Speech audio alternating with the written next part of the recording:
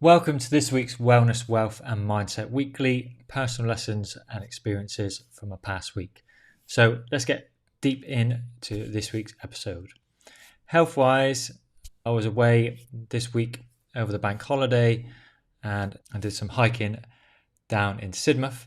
And if you've not visited Devon before, certainly recommend it. From being from Devon myself, this was the first time really of exploring Sidmouth and the surrounding areas. And it was an amazing place to visit. Beautiful coastline, beautiful countryside, beautiful forests. And what dawned on me a lot during this period of time is that the healthier you are, the more you can experience life. So if I wasn't as healthy, I certainly wouldn't have been able to explore the area as much as I could have done. On the first day, we did a 15-mile hike. On the second day, it was about a 6-mile hike, plenty of elevation, pretty hilly down in Devon. If you've ever been that way, you'll know yourself is very up and down, very lumpy. And because of the training I've been doing over the winter, I've been doing a lot of zone 2 efforts, and I've really seen the benefits of that now. It doesn't seem like you're achieving much at the time when you're doing a zone 2 session, but the aerobic capacity I have climbing these hills and walking while I was hiking, I wasn't even out of breath. I wasn't really working up much of a sweat. I feel really engaged with my muscles and glutes in terms of driving forward when I was doing the hiking, and overall just felt really good. So I think it's a really important message, regardless of your fitness levels as they are at the moment, that the fitter you are, the more you can enjoy the holidays. If you enjoy hiking, or even if you want to do a bit of sightseeing around a city, you're going to be less tired and less taxed by that, and have still loads of energy to enjoy the evening, to enjoy other aspects of your holiday, because of how fit you are prior to going on that holiday.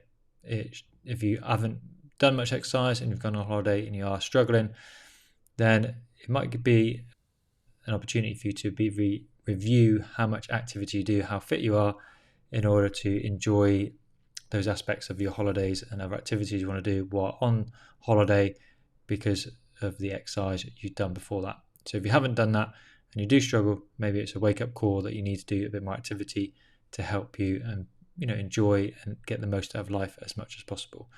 And my takeaway point for this week's episode generally is just consistency of a lot of aerobic conditioning, and that's really helped me over the last 3 or 4 months to really build a really solid foundation for my fitness, so I can go out and still enjoy good sessions on the bike, still can enjoy activity like hiking without it being a tax on my body.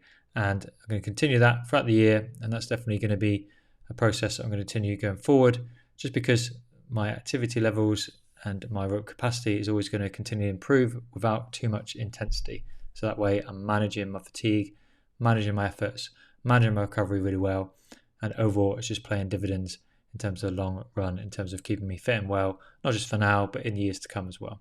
So takeaway point for this week, certainly with health, is keeping active as much as possible to enjoy the finer things in life, enjoy your activities when you go on holiday, and not feel so taxed and troubled by the activities you want to do because you've not done the activities ahead of time. Wealth-wise this week, I had an interesting thought while having a conversation with some family members around whether you are focusing on an affluent mindset or you might be focusing on more of a scarcity mindset. And this family member, just in conversation, I picked up on certain language that they mentioned, and they mentioned that they're not working from the office anymore. They only have to go in the office once or twice a month.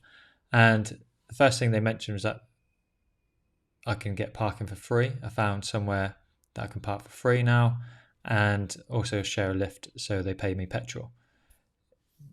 That I never even asked them the question of, did it cost you much money? Is it saving you money? They just brought that up in conversation, where someone else might have said, yeah, I'm working from home most of the time. It's really good. I've got loads more free time to go for a run or enjoy my free time that I'm not commuting now.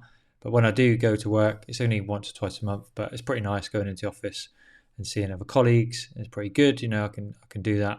And the topic of actually saving money probably wouldn't even cross their mind, even though it might be costing them a bit of money traveling, but it's a nice change than being at home all the time. And it got me thinking about a scarcity mindset or abundant mindset. And if you're in a scarcity mindset and focusing on always saving money all the time, rather than focusing on how you can develop and improve your income by taking some risks that are calculated to increase your wealth, then surely that's going to be better for you in the long run than scarcity and trying to save more money, because there's only going to be a certain amount you can save anyway without you pretty much not enjoying your life at all. You could go to the point where you're saving so much money and being conscious of saving every penny that you stop enjoying life. And you've got to have that ability to be able to make the most of life and enjoy it alongside looking after your finances as well. And it was a really interesting viewpoint that they were really focused on that. And certainly for me, I'm in that balance of working on being a more abundant mindset. I do enjoy saving, but at the same time, not to limit my ability to enjoy my life. I certainly want to save money and then spend that on things that I can enjoy. If I go on holiday, I'm certainly going to go and enjoy myself. I'm not going to overspend in terms of just throwing money away, but certainly if I want to enjoy myself, I'm not going to think twice about it and do it. So I think there's a real balance there of being more abundant mindset. So I can earn this back, I can earn more money, how I can make more money, rather than, yes, it's saving me money, this is saving me money, and every penny is being saved. Because surely that scarcity mindset is also going to maybe infiltrate into other things in your life in terms of being more scarcity, in terms of maybe opportunity, things that are around you, in terms of, is your glass half full or is your glass half empty rather than half full? So I think it will translate into other aspects of your life. So it's really interesting thought I had this week when it comes to mindset around wealth. So let me know your thoughts in the comments below. What do you think about scarcity mindset in comparison to abundant mindset? Let me know your thoughts in the comments below. And finally, mindset wise, this really kind of translates to, again, more of an abundant mindset or a scarcity mindset. And I was listening to a podcast with Tim Ferriss recently, and he was interviewing a gentleman called Kevin Kelly, and he actually was the author of 1000 True Fans. If you've not read that book, it's a really good book on just creating those 1000 true fans that can support your new business, for example. And they were talking about more of an abundant mindset, and also, are you like an eternal optimist? And he mentioned that being more of an eternal optimist, but taking action.